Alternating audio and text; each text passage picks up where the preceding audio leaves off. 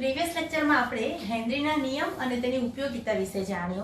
तो हवे आपणे हेनरीना नियमनी मर्यादा जोईशुं। हेनरीना नियम में आपणे जोयुं हतुं के जे हेनरी अचळांक जे छे तापमानना वधवा साथे वधे छे अने एने लीधे द्राव्यता छे ए घटे छे। एटले द्राव्यता अने हेनरीना अचळांक जे छे एनी साथे केवो छे व्यस्त संबंध छे। अने हेनरीनो जे अचळांक जे kH छे ए जुदा जुदा द्रावणो माटे जुदो जुदो होय छे। एक ज तापमाने जुदा जुदा द्रावण माटे जुदो जुदो होय छे अने एक ज द्रावण माटे जो तापमान बदलाय तो पण तेनुं मूल्य बदलाय छे। हवे हेनरीना नियमनी मर्यादा जोईए तो हेनरीना नियममां आपणे जोईशुं के ऊंचा तापमाने अने नीचा दबाणे जे द्रावणमांना जे द्राव्यो जे छे ए आदर्श वायु तरीके वर्ते तो तेने ज आ नियम लागू पड़े छे। बराबर। आपणे जोईशुं के ऊंचा तापमाने ने नीचा दबाणे आदर्श वायु तरीकेनी वर्तणूक धरावता द्राव्योने ज आ नियम लागू पड़े छे। बीजुं के द्रव्य ज्यारे द्रावक साथे मिश्र थाय छे त्यारे ए सुयोजन के वियोजन न अनुभवतो होय तो तेवा द्रव्यने ज आ नियम लागू पड़े छे। अने त्रीजो आवशे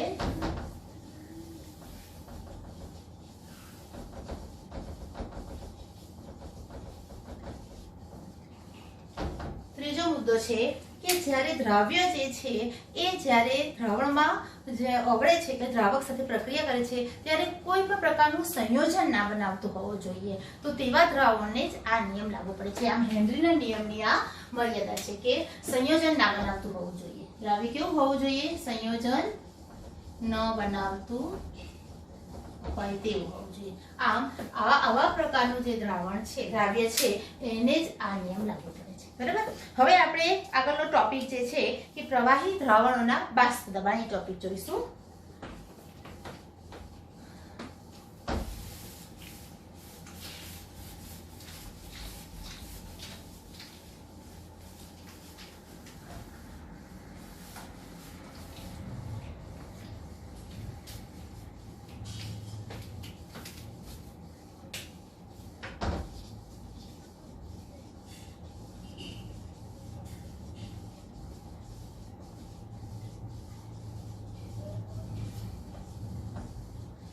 प्रवाही द्रावणोना बाष्प दबाण विषे જોવાનું છે। તો પહેલા આપણે જોઈશું કે બાષ્પ દબાણ એટલે શું। તો બાષ્પ દબાણ એટલે જ્યારે બંધ પાત્ર હોય છે એમાં જ્યારે સંતુલન સ્થપાય છે ત્યારે એ પ્રવાહીના સપાટી ઉપર જે બાષ્પ અવસ્થા જે છે એમાંના જે વાયુ છે એના દ્વારા જે લાગતું દબાણ છે એ દબાણને શું કહે છે? તેનું બાષ્પ દબાણ કહે છે। એટલે હવે આપણે બાષ્પ દબાણ વિશે જોઈશું। પણ અહીંયા શું કીધું છે કે પ્રવાહી દ્રાવણોમાં બાષ્પ દબાણ। તો પ્રવાહી દ્રાવણો એટલે શું? तो આપણે પહેલા જ આગલા લેક્ચરમાં આપણે જોઈ ગયા છે કે દ્રાવણો હંમેશા જે છે ઘન પ્રવાહી કે વાયુ એની જે પરિસ્થિતિ છે એ શેના પર આધારિત છે? તો દ્રાવકની સ્થિતિ પર। બરાબર। તો અહીં પ્રવાહી દ્રાવણ છે એટલે એનો મતલબ શું થયું કે દ્રાવક જે છે એ પ્રવાહી હોવું જોઈએ। દ્રાવકની અવસ્થા કેવી હોવી જોઈએ? પ્રવાહી। પણ દ્રાવ્ય तो घन प्रवाही के वायु गमे ते अवस्थामां होई सके। तो अहींया प्रवाही द्रावणो छे तो द्रावक तरीके द्रावकनी परिस्थिति केवी हशे? द्रावक तरीके प्रवाही हशे अने द्राव्य जे छे ए घन प्रवाही के वायु तमे लई शको। परंतु प्रवाही द्रावक अने वायु द्राव्य छे एना विषे आपणे हेनरीना नियममां वात करी गया। तो हवे आपणे घन अने प्रवाही द्रव्य तरीके हशे अने प्रवाही द्रावक तरीके हशे एवा प्रवाही द्रावणनी वात करीशुं। बराबर। तो पहला आपणे घन द्राव्य तरीके प्रवाही होय अने द्रावक तरीके पण प्रवाही होय तेनी वात करीशुं। એટલે કે प्रवाही द्रावण पण केवुं द्रावण छे કે જેમાં દ્રાવ્ય અને દ્રાવક બંને કેવા છે? પ્રવાહી સ્થિતિમાં છે। આ પણ પ્રવાહી છે ને આ પણ પ્રવાહી છે। બરાબર। અને મોટે ભાગે જે પ્રવાહી જે દ્રાવક હોય છે દ્રાવક એ કેવા હોય છે? બાષ્પશીલ હોય છે અને દ્રાવ્ય જે છે એ બાષ્પશીલ હોય કે ના પણ હોય। बराबर। पण द्राव्य जे होय छे ए केवा होय छे? द्रावक तरीके जे प्रवाही होय छे केवा होय छे? बाष्पशील होय छे। अहींया आपणे द्रावक अने द्रव्य बंने प्रवाही छे तो आपणे बंने जे छे ए बाष्पशील छे एवुं लईए अने आ આને અભ્યાસ કરીશું, બરાબર. તો પ્રવાહી દ્રાવક જે છે, આપણું દ્રાવણ કેવું છે? દ્વિઅંગી દ્રાવણ છે. આપણે જે આ પાઠમાં જે ભણીએ છીએ બધા દ્રાવણો દ્વિઅંગી, એનો આપણે અભ્યાસ કરવાનો છે. તો દ્વિઅંગી દ્રાવણ છે એ પ્રવાહી દ્રાવણ છે. એમાં દ્રાવ્ય અને દ્રાવક બંને પ્રવાહી છે અને બંને બાષ્પશીલ છે. તેનો અભ્યાસ કરીશું. તો બંને બાષ્પશીલ જે છે, તો દાખલા તરીકે દ્રાવ્ય તરીકે જે દ્રાવક જે છે એને આપણે ઘટક 1 અને દ્રાવ્ય જે છે એને આપણે ઘટક 2 તરીકે લઈએ, બરાબર.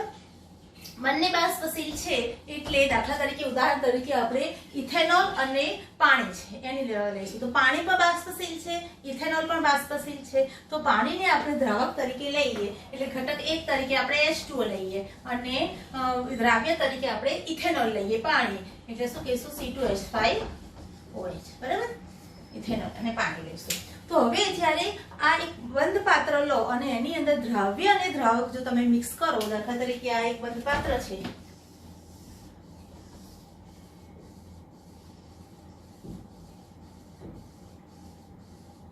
એને ઉપરથી સપાટી બંધ કરી દીધી છે, આ બંધ પાત્ર છે, બરાબર.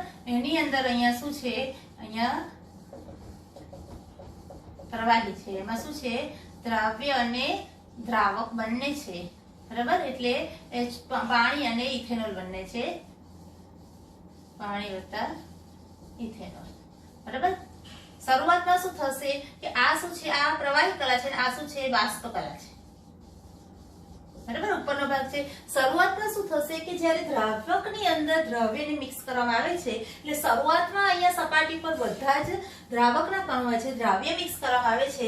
ધીમે ધીમે શું થશે? બાષ્પ અવસ્થામાં શરૂઆતમાં જે પ્રવાહીમાંથી બાષ્પ અવસ્થામાં જતા અણુનો વેગ કેવો હોય છે?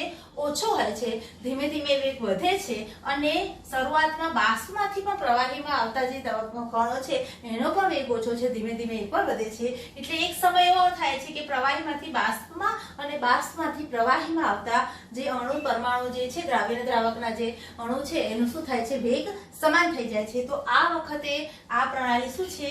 ગતિશીલ સંતુલનમાં છે એમ કહેવાશે, બરાબર. તો સંતુલનમાં જ્યારે આ બંધ પ્રણાલી સ્થપાઈ જાય છે ત્યારે શું થાય છે કે એ વખતે આ વાયુમય કલામાં રહેલા જે વાયુ જે છે એનું જે પ્રવાહીની સપાટી પર દબાણ લાગે છે એને શું કહે છે? એનું બાષ્પ દબાણ કહે છે. તો આ જે પ્રવાહીની સપાટી પર શેના વડે બાષ્પ દબાણ લાગે છે? તો જોઈશું કે બાષ્પશીલ પદાર્થ કયો છે? તો પાણી પણ બાષ્પશીલ છે એટલે એના દ્વારા લાગતું દબાણ એ ઘટક 1 તરીકે આપણે પાણી લઈએ છીએ. તો એના દ્વારા લાગતું ઘટક 1 દ્વારા લાગતું જે 1 દ્વારા લાગતું બાષ્પ દબાણ આપણે PA તરીકે અથવા તો P1 તરીકે લઈએ, બરાબર. અહીંયા આપણે એને PA લઈશું એટલે આપણે આગળ ગણતરીમાં તકલીફ ના પડે, બરાબર.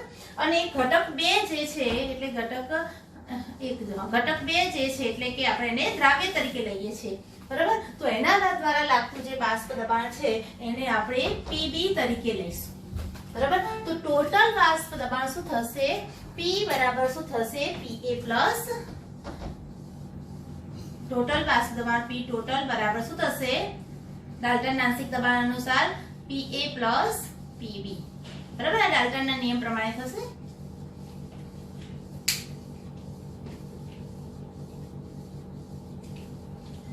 બરાબર. આ બંને દ્વારા હવે આ જે બાષ્પ દબાણ જે છે આના ઘટક જે છે અંદરના જે દ્રાવ્ય અને દ્રાવક એના દ્વારા જે બાષ્પ દબાણ લાગે છે એ બાષ્પ દબાણ અને દ્રાવ્યની દ્રાવણ જે છે એની અંદર રહેલા જે ઘટકો છે એના મોલ અંશ વચ્ચે કંઈક જથ્થાત્મક સંબંધ છે. જેમ હેનરીએ પણ જે આંશિક બાષ્પ દબાણ અને મોલ અંશ સાથેનો જે શું કહેવાય જથ્થાત્મક સંબંધ બતાવ્યો એમ રાઉલ્ટ નામના વૈજ્ઞાનિક કે ફ્રેન્ચ વૈજ્ઞાનિક છે રાઉલ્ટ, એને 1886 માં એને પણ જે આ દ્રાવ્યના જે આંશિક દબાણ જે છે દ્રાવકની અંદર રહેલા જે ઘટકો છે એના આંશિક દબાણ અને તેના દ્રાવણની અંદર રહેલા તેના મોલ અંશ વચ્ચેનો કંઈક જથ્થાત્મક સંબંધ છે એ રજૂ કર્યો છે. તો આપણે એનો જથ્થાત્મક સંબંધ રજૂ કર્યો અને એનું જ આપણે નિવેદન જોઈશું. તો એના પરથી રાઉલ્ટે એક નિવેદન આપ્યું છે.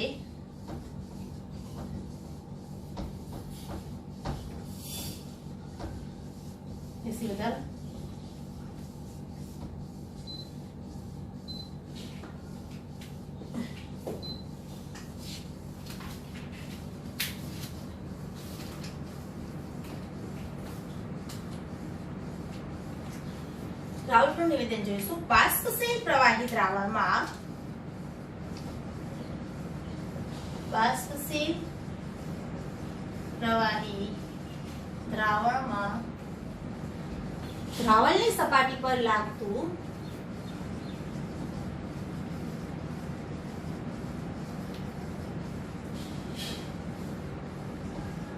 બાષ્પ દબાણ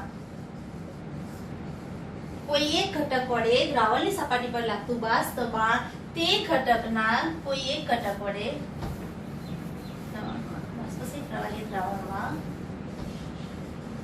કોઈ ઘટક વડે પ્રવાહીની સપાટી પર લાગતું બાષ્પ દબાણ તે ઘટકના દ્રાવણમાં રહેલા મોલ અંશના સમપ્રમાણમાં હોય છે. લાગતું બાષ્પ દબાણ તે ઘટકના દ્રાવણમાં રહેલા મોલ અંશના સમપ્રમાણમાં હોય છે. દાખલા તરીકે પી એ ઘટકના લીધે લાગતું એ ઘટક જે છે કે દ્રાવક જે છે એના લીધે લાગતું દબાણ જે છે એ પી એ તરીકે લઈએ તો એ પી એ ચલે છે શું થશે એના મોલ અંશ XA. બરાબર. જો પી જે દ્રાવ્ય છે એના વડે લાગતું દબાણ જે છે પીબી જે છે એ ચલે છે શું આવશે XB. બરાબર. આ શું છે રાઉટના નિયમનું નિવેદન છે. હવે એને ગાણિતીય રીતે આપણે જોઈશું.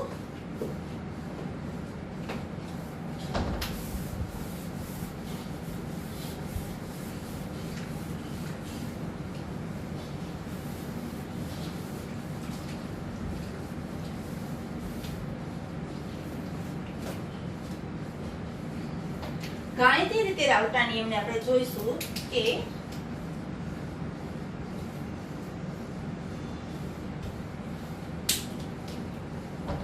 PA is ચલે છે XA, therefore PA is equal to શું થશે PA0 into XA.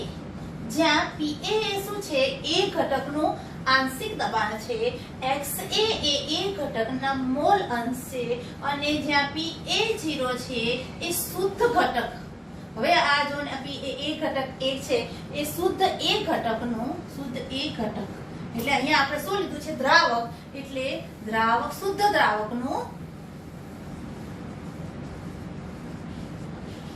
બાષ્પ દબાણ છે.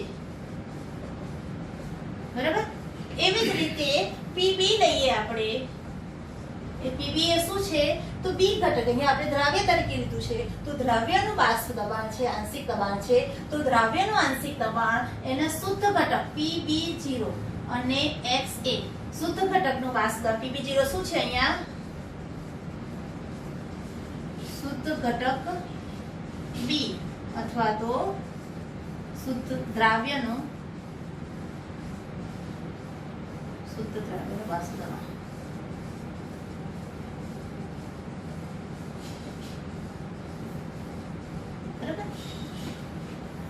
હવે આ ડાલ્ટનના જે નિયમ જે છે એના પ્રમાણે શું થશે કે એનું પી ટોટલ બાષ્પ દબાણ શું છે તેના ઘટક જે દ્વિઅંગી દ્રાવણમાં બે ઘટક રહેલા છે વધારે જો ત્રિઅંગી કે વધારે ઘટકો વાળું કોઈ સંયોજન કે દ્રાવણ હોય તો એની અંદર પ્રત્યેક ઘટક જે છે એના આંશિક દબાણના સરવાળા જેટલું હોય. અહીંયા આપણે દ્વિઅંગી ઘટકની વાત કરી છે એટલે બે ઘટક છે એટલે બંને ઘટકોના આંશિક દબાણ જે છે PA + PB ના સરવાળા જેટલું થશે P ટોટલ બરાબર.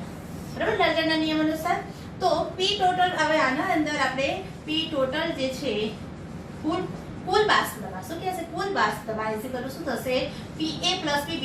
હવે PA ની જગ્યાએ આપણે શું કિંમત મૂકીશું PA અને PB ની જગ્યાએ તો PA0 ઉપરની કિંમત મૂકીશું સમીકરણ 1 અને સમીકરણ 2 ની કિંમત મૂકતા PA0 XA + PB0 XB થશે. બરાબર. હવે આપણે શીખી ગયા છીએ કે મોલ અંશનો સરવાળો હંમેશા કેવો થાય છે 1 થાય છે. બરાબર. તો અહીંયા XA અને XB શું છે એ A ઘટક અને B ઘટકના મોલ અંશ છે. therefore XA + XB = 1 થાય છે. છે હંમેશા યાદ રાખવાનું કે હંમેશા કોઈ એક્ઝામ્પલમાં આવશે કે જ્યારે કોઈ પણ જે સંયોજનો એની અંદર જેટલા ઘટક દ્રવ્યો રહ્યા છે ઘટક દ્રવ્યના બધાના મોલન્સનો સરવાળો ઓલવેઝ 1 થાય. અહીંયા દ્વિઅંગી છે એટલે બંનેના મોલન્સ x અને x2 નો સરવાળો 1 થશે. Therefore XA શું થશે 1 - XB. બરાબર. તો હવે આ કિંમતને આની અંદર મૂકતા શું થશે PA0 1 - XB PB0 XB. બરાબર. હવે આને સમીકરણને છૂટું પાડતા શું થશે PA0 એટલે શુદ્ધ ઘટકનો minus PA0 XB PB0 XB થશે. બરાબર. ઇઝિકલ ટુ શું થશે PA0 આ પદને પહેલા લઈ લઈએ એમાંથી XB કોમન કાઢતા XP કોમન કાઢી દેતા એટલે શું થશે PB0 PA0 આવું થશે. બરાબર. XB આને આપણે પાછા પણ લખી શકો તમે આમ પણ લખી શકો PA0 PB0 PA0 XB. બરાબર. હવે આ સમીકરણમાં તમે અહીંયા XA ની કિંમત મૂકી દીધી છે. કઈ મૂકી છે 1 - XB. એના બદલે તમે XB ની કિંમત 1 - XB કરીને પણ મૂકી શકો તો તમને શું સમીકરણ મળશે? પહેલા આપણે આ સમીકરણ લઈ લઈએ P ટોટલ. આ તમારા એક્ઝામ્પલમાં આવે છે દાખલા ગણવા માટે પણ આનો ઉપયોગ થાય છે. એટલે આ સમીકરણ તમારે યાદ રાખવાનું કે ટોટલ બાષ્પ દબાણ એ ઘટક A નું શુદ્ધ ઘટક A નું બાષ્પ દબાણ પ્લસ શુદ્ધ ઘટક B નું બાષ્પ દબાણ માઈનસ શુદ્ધ ઘટક A નું બાષ્પ દબાણ ઇન્ટુ XB જે કોઈ એક ઘટક એટલે કે આ બે વખત અહીં આવી ગયું છે તો બે વખત P અહીંયા મોલસ આવે એવું યાદ રાખવા માટે. બરાબર. પણ હવે એવી રીતે આપણે જ્યારે અહીંયા શું કીધું છે કે મેં અહીંયા શું કર્યું કે XA મોલન્સ છે બરાબર 1 - XB લીધા. હવે તમે એવું કહો કે મારે XB લેવું છે તો XB 1 - XA લઈને પણ તમે ગણતરી કરી શકો તો એના માટે પણ આ સમીકરણ જે છે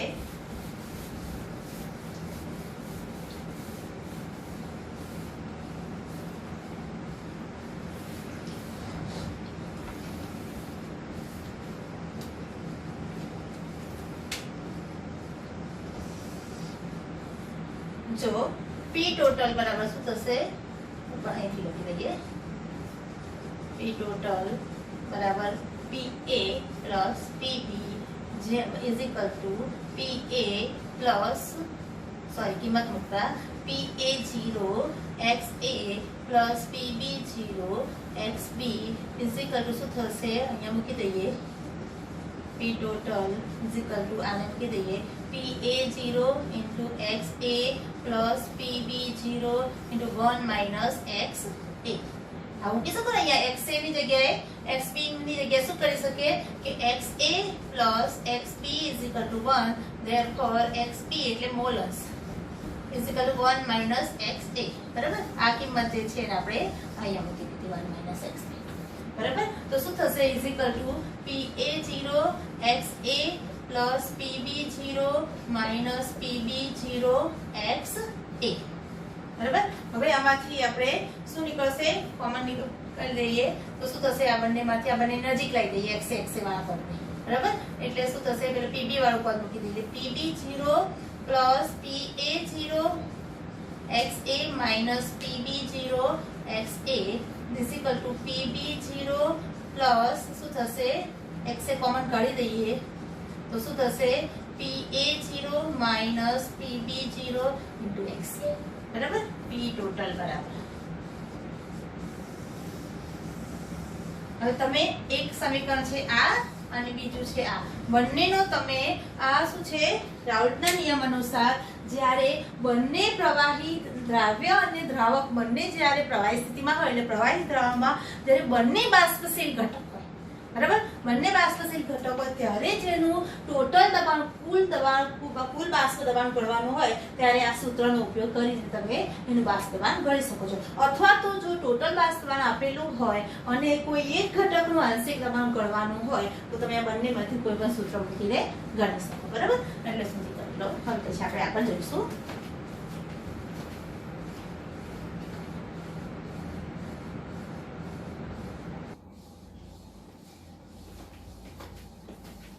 આપણે રાઉલ્ટના નિયમ પરથી તારણ કાઢ્યું કે પી ટોટલ બરાબર શું થયું કુલ દબાણ એ ઘટક એ ના જે છે એનું શુદ્ધ ઘટકનું બાષ્પ દબાણ plus PB0 minus PA0 into XP અથવા તો પી ટોટલ બરાબર PB0 plus PA0 minus PB0 into XA આપણે જોયું. તો એના પરથી આ રાઉલ્ટના નિયમ પરથી આપણે તારણો ગણતરી કરીને હવે એના પરથી તારણો કાઢવાના છે. તો તારણો કાઢીશું તો આ જે છે આપણે મેળવ્યું છે સમીકરણ એના પરથી આપણે શું તારણ કાઢી શકીએ કે બાષ્પશીલ પ્રવાહીનું દ્રાવણનું કુલ બાષ્પ દબાણ એટલે કે પી ટોટલ અહીંયા કે ગમે તે તમે લઈ શકો એટલે પી ટોટલ પણ કોનું બાષ્પશીલ બંને ઇથેનોલ અને પાણી બંને બાષ્પશીલ છે તો બંનેથી બાષ્પશીલ હોવાથી બંનેનું બાષ્પ દબાણ લાગશે પ્રવાહીની સપાટી ઉપર એટલે બાષ્પશીલ પ્રવાહી દ્રાવણનું કુલ બાષ્પ દબાણ એ કોઈ એક ઘટકના મોલન સાથે સંબંધ ધરાવે છે. અહીંયા તમે જોશો આનો મોલન્સ XP છે જો આપણે અહીંયા લઈ આ રીતે તો XA છે એટલે XA અથવા XB કોઈ એક ઘટકના મોલન સાથે સંબંધ ધરાવે છે. બીજું તારણ આપણે સમીકરણ પરથી કાઢી શકીએ કે બાષ્પશીલ પ્રવાહી દ્રાવણનું કુલ બાષ્પ દબાણ એ તેના ઘટકના મોલન્સ XA અથવા XB ના વધારા સાથે વધઘટ થાય છે. તમે જોશો અહીંયા કે આ જે છે બાષ્પ દબાણ વિરુદ્ધ મોલન્સ નો આલેખ જોજો. રાઉલ્ટે શું કર્યું બાષ્પ દબાણ અને મોલન્સ સાથે જથ્થાત્મક સંબંધ દર્શાવ્યો ને એને આપણે ગ્રાફની રીતે જોઈએ તો આ ગ્રાફ છે તો આ બાષ્પ દબાણ અને વિરુદ્ધ મોલ અંશનો આ ગ્રાફ દોર્યો છે બરાબર. તો એમાં તમને જ્યારે શરૂઆતમાં શું છે શુદ્ધ દ્રાવક છે દ્રાવ્ય હજી નથી યાદ કર્યું એ વખતે એનો મોલસ XA બરાબર શું છે 1 છે બરાબર. તો એ વખતે એનું બાષ્પ દબાણ શું હશે પીક સેન્ટર પર હશે એટલે કે PA0 જેટલું છે બરાબર. શુદ્ધ ઘટક એનું બાષ્પ દબાણ છે દ્રાવકનું બરાબર. ત્યારે દ્રાવકના જ મોલ છે એટલે XA બરાબર 1 લીધા છે. મોલ અંશનો સરવાળો 1 થાય છે હજી દ્રાવ્ય નથી શુદ્ધ દ્રાવક છે એટલે મોલ XA ના જે મોલ અંશ શું થશે XA બરાબર 1 છે. એ વખતે XB બરાબર શું છે 0 છે. હવે ધીરે ધીરે તમે દ્રાવ્ય અંદર એડ કરશો એટલે દ્રાવ્યના મોલ અંશમાં વધારો થશે એટલે XB જે છે એ 0 છે એમાંથી વધતા જશે અને શું થશે લાસ્ટમાં XB બરાબર 1 થશે ત્યારે XA બરાબર શું થશે 0 એટલે કે બધા જ આ બાજુથી જોઈએ તો XB બરાબર શું છે 0 છે ધીમે ધીમે વધે છે બરાબર. વચ્ચે મિશ્રણ થાય છે એ વચ્ચે કોઈ એક જગ્યાએ એનું દબાણ લેવાનું હોય છે પી ટોટલ એ રીતે આ બાજુથી જોઈએ તો શું થાય છે XA દ્રાવ્યના મોલ અંશ જુદો છે ત્યારે શું થાય છે દ્રાવકના મોલ અંશ ત્યારે XB શું છે 1 છે. તો અહીંયા એ વખતે XA જ્યારે 0 છે અને XB 1 હોય છે ત્યારે જે બાષ્પ દબાણ શું હોય છે શુદ્ધ દ્રવ્યનું બાષ્પ દબાણ એટલે PB0 હોય છે બરાબર. આ બંને પરિસ્થિતિ જે છે મિશ્રણ કરતા જઈએ છે એટલે આમ મિશ્રણ થતું જાય છે બરાબર. તો એ વખતે શું થાય છે તમે અહીંયા જોશો કે PA0 કરતા PB0 જો ઉપર છે જો અહીંયા નીચેની સાઈડ હોત તો શું થત કે PB0 જો ઓછો તો આની બાષ્પશીલતા ઓછું કે અહીંયા શું છે PB0 જે છે એ ગ્રેટર દેન આ તમે ગ્રાફ જોશો અહીંયાથી આમ બરાબર. તો આ છે PA0 નીચે છે PB0 ઉપર આવી ગયું એટલે PB0 ગ્રેટર દેન PA0 છે એનો મતલબ શું થયું કે આ શુદ્ધ દ્રાવ્યનું બાષ્પ દબાણ જે છે વધારે છે એનો મતલબ કે દ્રાવ્ય જે છે એનું બાષ્પ દબાણ વધારે વધુ બાષ્પશીલ છે બરાબર. એ શું છે વધુ બાષ્પ આપણે અહીંયા ઉદાહરણમાં પણ લીધું કે પાણી અને ઇથેનોલ લીધું છે તો પાણી કરતા ઇથેનોલ કેવું છે વધુ બાષ્પશીલ છે. તો ગ્રાફ પરથી આપણે નક્કી થાય છે કે PB0 is greater than PA0 therefore PB0 એટલે શું થશે ઘટક B વધુ બાષ્પશીલ છે બરાબર. હવે અહીંયા તમે જોશો શું કીધું છે કે ઘટક A ના મોલ અંશ કુલ દબાણ P ટોટલ જે છે એ A ના મોલ અંશ કે B ના મોલ અંશ વધારા ઘટાડા સાથે વધઘટ થાય છે. જો આનો વધારો થાય છે અહીંયા આ A નો મોલ અંશ છે એનો શું થાય છે ઘટાડો થાય છે તો એની સાથે P ટોટલ વધે છે. આનો વધારો થાય છે તો એની સાથે વધે છે બરાબર. અહીંયા શું થશે આ A નો શું થાય છે આમ જશો તેમ શું થશે વધારો થાય છે અને XB નો શું થાય છે ઘટાડો થાય છે એટલે P ટોટલ નું દબાણ શું છે એના વધારા ઘટાડા સાથે શું થાય છે વધઘટ થાય છે બરાબર. ત્રીજું જે તારણ આપણે કાઢ્યું છે કે બાષ્પશીલ પ્રવાહી દ્રવણનું કુલ બાષ્પ દબાણ ઘટક 2 ના મોલ અંશ સાથે રેખીય રીતે શું થાય છે સંબંધ ધરાવે છે અથવા તો એની સાથે ચાલિત થાય છે બરાબર. તો આ ત્રણ તારણો જે છે હેનરીના જે નિયમ રાઉલ્ટનો જે નિયમ છે એના પરથી આપણે તારણો કાઢ્યા છે. સમીકરણ બધી તારણ કાઢ્યા અને આ એક ગ્રાફ દોર્યો. હવે આ ગ્રાફ પરથી એક એક્ઝામ્પલ પણ આવે છે હું તમને પછી સમજાવીશ પણ હવે અત્યારે આપણે શું જોયું કે બાષ્પ દબાણ આપણે જોયું બરાબર. બાષ્પ દબાણ રાઉલ્ટના નિયમ પ્રમાણે આપણે શું લખ્યું કે આ કુલ બાષ્પ દબાણનું આપણે સૂત્ર તારવ્યું પણ રાઉલ્ટના નિયમ પ્રમાણે બાષ્પ દબાણ શું હતું તો રાઉલ્ટના નિયમ પ્રમાણે આપણે લખતા હતા કે શુદ્ધ ઘટકનું બાષ્પ દબાણ એ લખી દો કે PA ચલે છે XA આપણે આવું કરી તો આ રાઉલ્ટનો નિયમ પ્રમાણે બરાબર. પછી એની તારવણી કરી અને આપણે કુલ ટોટલ બાષ્પ દબાણ જે છે એ લીધું એટલે PA બરાબર કોઈ એક ઘટકનું બાષ્પ દબાણ, બાષ્પશીલ ઘટકનું બાષ્પ દબાણ એના મોલ અંશના સમપ્રમાણ આવે છે એટલે આપણે શું ધાર્યું કે PA શું લખતા હતા PA0 × XA આ રાઉલના નિયમ પ્રમાણ હતું। તો એવી આ શું છે આ આંશિક દબાણ જે છે એ ઘટકનું બરાબર એ ઘટકનું આંશિક દબાણ જે છે એને શુદ્ધ ઘટક અને એના મોલ અંશના ગુણાકાર જેટલું હોય છે બરાબર।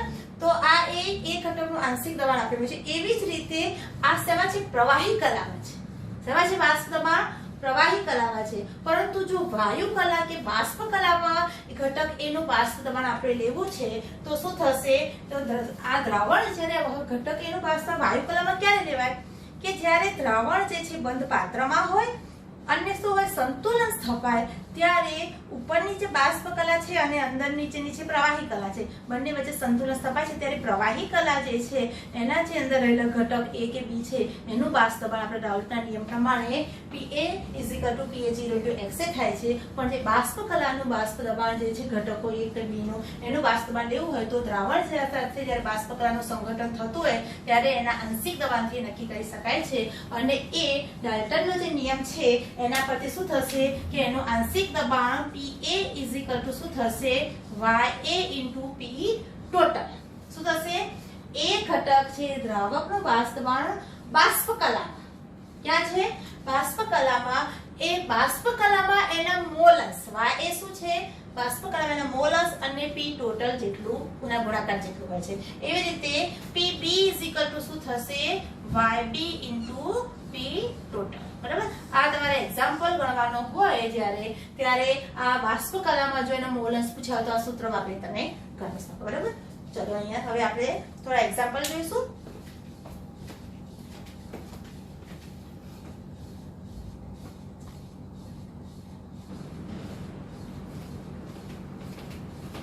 અહીંયા આપણે એક એક્ઝામ્પલ જોઈશું।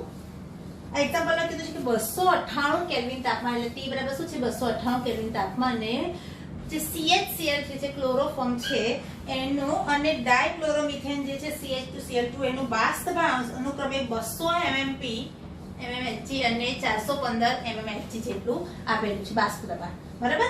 એ શું આપ્યું છે બાષ્પ દબાણ એટલે શું કહેવાશે કે આ શુદ્ધ ઘટક આને આપણે શુદ્ધ ઘટક A તરીકે લઈએ અને જો આ શુદ્ધ ઘટક B તરીકે લઈએ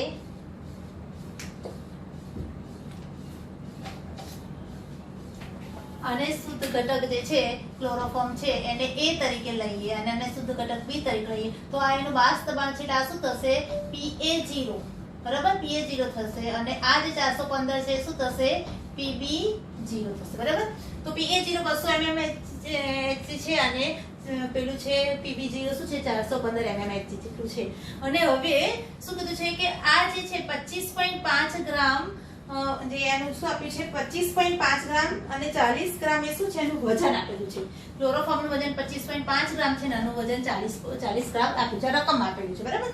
પછી આગળ શું કીધું છે બંનેને મિશ્ર કરવામાં આવે છે ત્યારે બનાવેલા દ્રાવણનું બાષ્પ દબાણ ગણવું કુલ બાષ્પ દબાણ બરાબર P ટોટલ ગણવું છે આપણે રાઉલના નિયમ પ્રમાણે જે સમીકરણ મેળવ્યું એના પરથી બાષ્પ દબાણ ગણવાનું છે। તો આ શું છે ક્લોરોફોર્મનો આણ્વીય દળ છે અને આ આપણે ડાયક્લોરોમિથેનનો આણ્વીય દળ છે બરાબર। તો હવે P ટોટલ આપણે ગણવાનું છે તો P ટોટલ આપણે ઇક્વેશન શું જોયું હતું કે P ટોટલ બરાબર શું થશે PA0 બરાબર પ્લસ કૌંસમાં PB0 minus PA0 × XB AB AB પરંતુ બંને વચ્ચેનો તફાવત અહીંયા સરવાળો પછી બંને વચ્ચે તફાવત અને છેલ્લે અહીંયા ગુણાકાર બરાબર રીતે યાદ રાખવા માટે એ રીતે યાદ રાખવાનું। તો શું થશે હવે આ કિંમતની અંદર આપણે કિંમત મૂકી દઈશું એટલે શું મળી જશે આપણને P ટોટલ। તો હવે આપણી પાસે PA0 છે PB0 છે PA0 છે બરાબર XB એટલે શું છે મોલ અંશ તો મોલ અંશ નથી અથવા તમે આની જગ્યાએ આ સમીકરણ મૂકો કે PB0 plus PA0 minus PB0 × XA બરાબર આ પણ મૂકી શકશો તમે આ રીતે પણ ગણતરી કરીને તમારી નોટમાં ગણતરી કરશો તો બંનેનો જવાબ એક જ આવશે। હું અહીંયા એક આની જ ગણતરી કરું છું અને બીજો તમે જાતે તાળો મેળવજો। તો અહીંયા શું કીધું છે કે એના મોલ અંશ ગણવાના છે બરાબર। તો મોલ અંશ ગણવા માટે શું જોઈએ મોલ અંશ એટલે શું થાય ઘટકના મોલ ભાગ્યા કુલ મોલ, તો પહેલા મોલ શોધવા પડશે, બરાબર. તો મોલ શોધવા પર આપણે વજન આપેલું છે ને આણ્વીય દળ આપેલું છે. આણ્વીય દળ જાતે ગણતરી કરી લેવાની છે, પણ વજન આપ્યું છે ને આણ્વીય દળ પરથી આપણે એને મોલ શોધી શકીશું.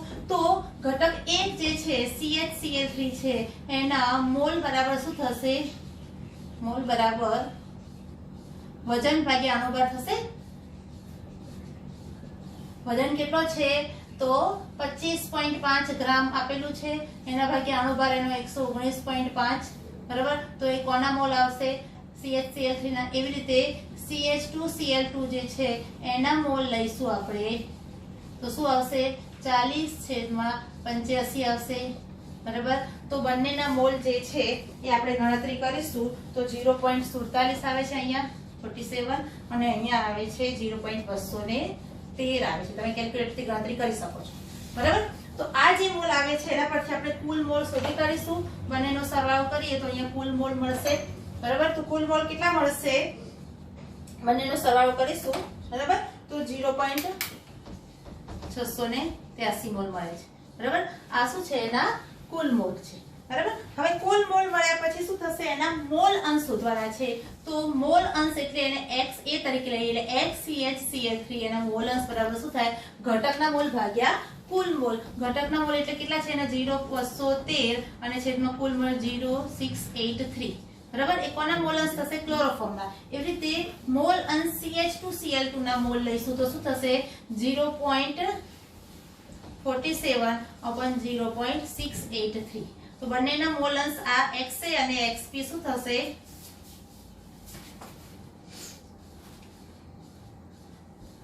CH2Cl2 જે છે એના મોલ છે 0.668 આવશે, 88 આવે છે, અને આના મોલ આવશે 0.312. આ રીતે પણ કરી શકો અને 1 માઈનસ કરીને પણ મોલ અંશ શોધી શકો, બરાબર. તો બંનેના મોલ અંશ આવી ગયા, બરાબર. આ શું છે? મોલ અંશ. આપણે મોલ અંશનો ઉપયોગ શેમાં કરવાનો છે? અહીંયા સમીકરણમાં કરવાનો છે, બરાબર. તો સમીકરણ 1 જે છે આપણે વાપરીએ તો P ટોટલ બરાબર શું થશે? તો P ટોટલ ની કિંમત મૂકી દઈએ તો PA0 એટલે શું થશે? આ સમીકરણ પ્રમાણે અહીંયા ગણતરી કરીએ તો શું થશે? P ટોટલ બરાબર 200 આવશે.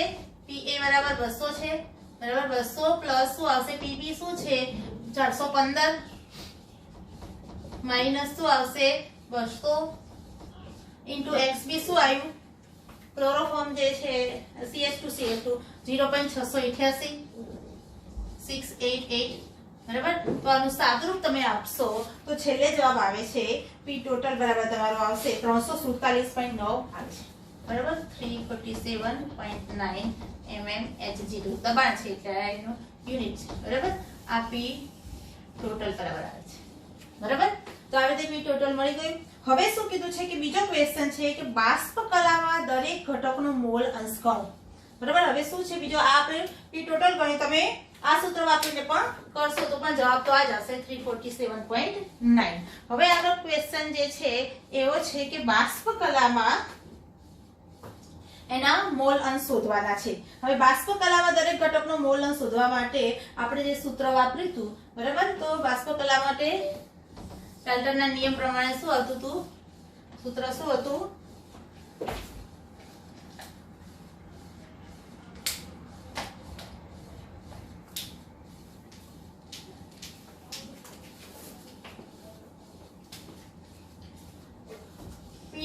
A બરાબર શું થશે? YA ઇન્ટુ P ટોટલ, બરાબર. તો બાષ્પ કલામાં મોલ અંશ શું છે? Y શું છે? બાષ્પ કલાના મોલ અંશ છે. તો એ મોલ અંશ YA બરાબર શું થશે? PA upon P ટોટલ થશે, બરાબર. તો આ શું છે? બાષ્પ કલાના મોલ અંશ શોધવા માટેનું સૂત્ર થયું. અહીંયા ક્વેશ્ચનમાં આપેલો છે કે બીજો ક્વેશ્ચન એ છે કે બાષ્પ કલામાં દરેક ઘટકનો મોલ અંશ શોધો. તો YA શોધો અને YB શોધો. તો YB બરાબર શું થશે? PB upon P ટોટલ, બરાબર. હવે આપણી પાસે આમાં P ટોટલ મળી ગયું. આ છે 347.9, પણ PA એટલે ઘટક 1 જે છે એનું શું છે? આંશિક દબાણ. બરાબર, એને શુદ્ધ ઘટકનો PA0 છે આપણી પાસે, પણ એનું આંશિક દબાણ જે શોધવું છે આપણે PA, તો PA કે PEV આપણે શોધીશું તો એના પરથી એના વાયુ કલા જે છે, બાષ્પ કલા છે, એમાં એના મોલન્સ કેટલા છે એ શોધી શકાશે. બરાબર, તો એના માટે ઘટક 1 અને ઘટક 2 ના બાષ્પ આંશિક દબાણ જે છે એ શોધવાના છે. બરાબર, તો આંશિક દબાણ આપણે શું શોધીશું, કઈ રીતે શોધીશું, તો રાઉલ્ટના નિયમ પ્રમાણે શું થાય છે,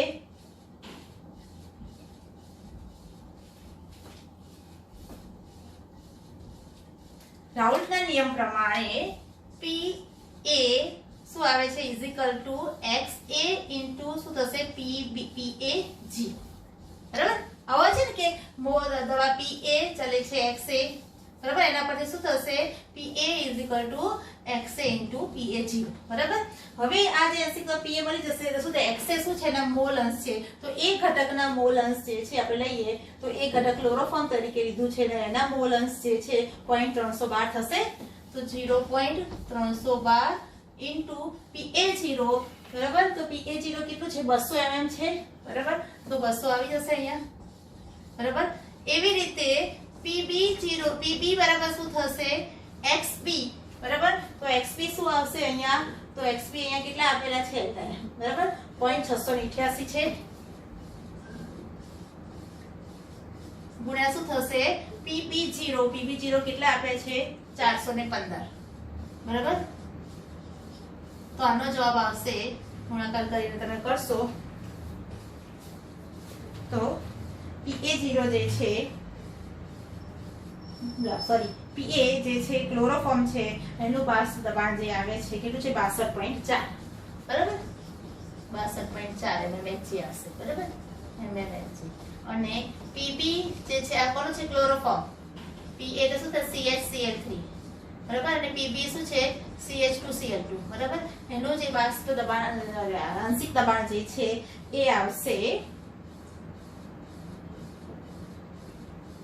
ગુણાકાર કરશો તો 285.285.5. આ કેલ્ક્યુલેટર તમારે કેલ્ક્યુલેશન જ કરવાનું છે. બરાબર, 285.5 આવે છે. બરાબર, આ બંને હવે આ કિંમત આપણે અહીંયા મૂકી દઈશું. બરાબર, એ બરાબર કેટલા આયા તો 62.4 અપન P ટોટલ કેટલું આવ્યું 347.9. એવી રીતે હવે બાષ્પ કલામાં B ઘટક છે એના મોલ અંશ બરાબર શું થશે તો 285.5 અપન શું આવશે 347.9. હવે એનો જવાબ આવશે YA બરાબર બાષ્પ કલામાં A ઘટકના મોલ અંશ બરાબર જે ફાઇનલ જવાબ તમારો આવે છે YA બરાબર 62.18 આવશે, 0.18 આવે છે ક્લોરોફોર્મના, અને આના આવશે 0.82. બરાબર, 0.82. બરાબર, 0.82 આવશે અને આનો આવશે 0.82. મતલબ શું થયો કે A ઘટક એટલે શું છે ક્લોરોફોર્મ છે અને B ઘટક એ શું છે ડાયમિથાઇલ ઇથેન છે. બરાબર, તો ડાયક્લોરોમિથેન છે, સોરી આ ડાયક્લોરોમિથેન છે અને આ શું છે ક્લોરોફોર્મ છે. તો ડાયક્લોરોમિથેન અને ક્લોરોફોર્મ છે એમાંથી બાષ્પ કલામાં મોલન્સ કોના વધારે છે, તો બાષ્પ કલામાં મોલન્સ છે 0.82 વધારે છે, એટલે કે ડાયક્લોરોમિથેનના વધારે છે. બરાબર, તો ડાયક્લોરોમિથેન બાષ્પમાં વધારે છે એનો મતલબ એ બાષ્પશીલ વધુ છે. બરાબર, એટલે એ બાષ્પશીલ બંનેમાંથી કોણ વધુ બાષ્પશીલ છે તો ડાયક્લોરોમિથેન. બરાબર, તો આવી રીતે ગણતરી કરવાની હોય છે. તમને આ સૂત્ર પરથી P ટોટલ જે છે ગણતરી કરીને તમે મૂકી શકો.